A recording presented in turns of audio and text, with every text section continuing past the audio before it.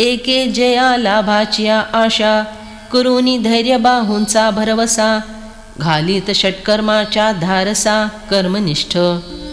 जिस एक आत्मप्राप्ति के लाभ की आशा से कर्मनिष्ठ लोग अपनी धैर्य रूपी बाहों पर विश्वास रखकर अध्ययन, अध्यापन, यजन, याजन, दान, प्रतिग्रह इन षट कर्मों के प्रवाह में कूद पड़ते हैं।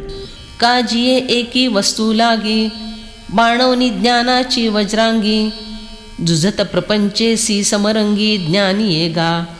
अथवा जिस एक वस्तु के लिए ज्ञानी लोग ज्ञान का अभेद्य कवच शरीर पर धारण करके संसार के साथ आवेश से लड़ जाते हैं, संसार पर विजय पा लेते हैं। अथवा निलागे निसरडा, तपो दुर्गाचया आडकडा, झोंबती तपिये चाडा जयाचिया। अथवा जिसकी प्राप्ति की इच्छा से जो तपोनिष्ठ लोग ऐसे तपरूपी किले के कटे हुए कगार का आश्रय करते हैं जहाँ पैर रखने के लिए आधार नहीं है और यदि रखा जाए तो निश्चित फिसलता ही है। जे भजते या भज्य, जे याज्ञिकांचे याज्य, एवं जे परमपूज्य सकळा सदा।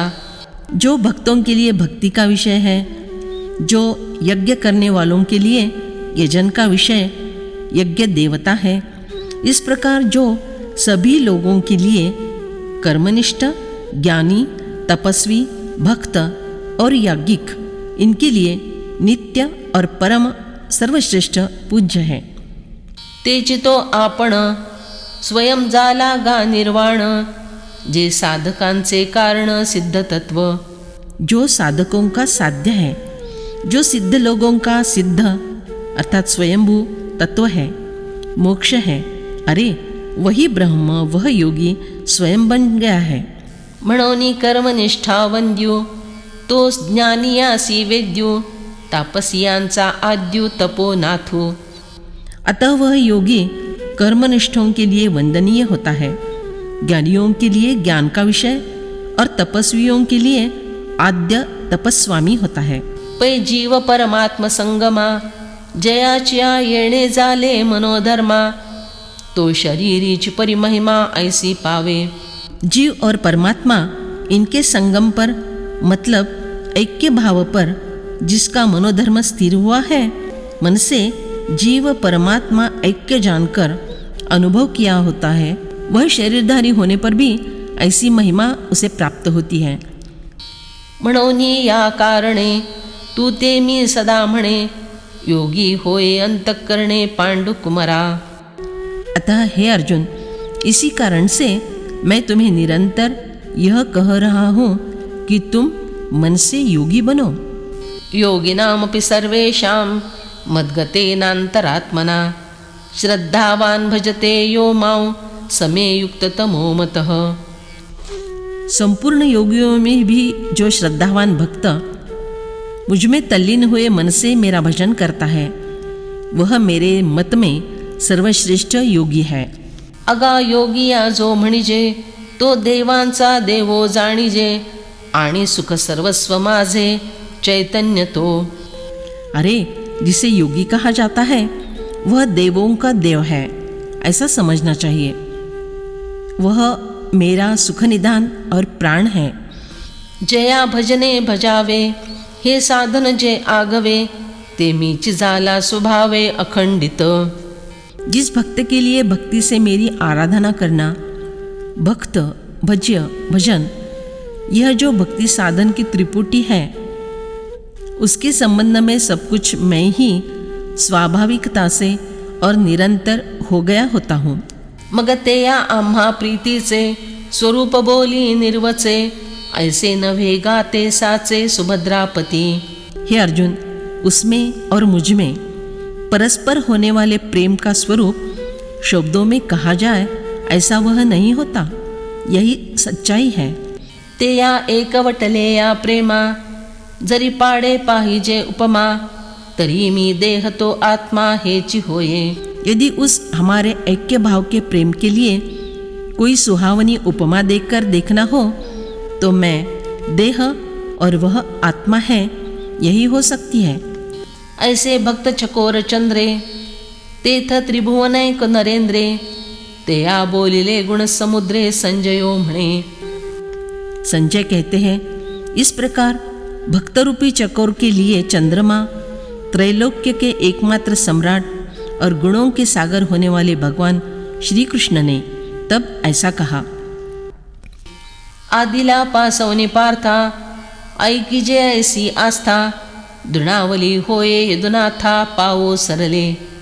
उस समय श्री कृष्ण के ध्यान में यह बात आ गई कि पहले जो सुन लिया उससे भी अधिक कुछ सुनने को मिले, ऐसी जो उत्कंठा अर्जुन में थी वह अब दूनी हो गई है। की सवियाच मनी तोषला जैसा बोला आरिसा जोडला तेणे हरिषे आता उपलवला निरूपिल। और श्री कृष्ण के मन में सहज ही आनंद हुआ कि मेरे भाषण का यथार्थ प्रतिबिंब दिखाने वाला मानो दर्पण ही है, ऐसा अर्जुन मुझे मिल गया है। इस समझ से हर्ष से फूले हुए भगवान अब आगे निरूपण करेंगे। तो प्रसंगु आहे पुढा जेत शांत दिसेल उघडा तो पाल्य विजयील मुडा प्रमेय बीजांचा। वह प्रसंग आगे आने वाला है जहाँ शांतरस अधिक स्पष्टता से दिखाई देगा। उस प्रसंग में सिद्धांत रूपी बीजों का कोठला खोलकर श्रोताओं के कान में वे बीज बो दिए जाएंगे। जे सात्विकाचे निपडपे गेले आध्यात्मिक खरपे सहजे निरोळले वापे चतुरचित्ताचे।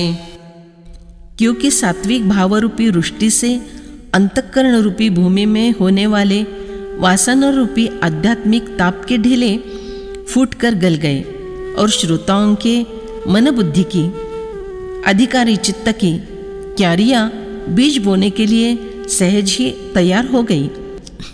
वरी अवधानाचा वापसा लाधला सोने या ऐसा म्हणोनी पेरावया दिवसा निवृत्तिसी।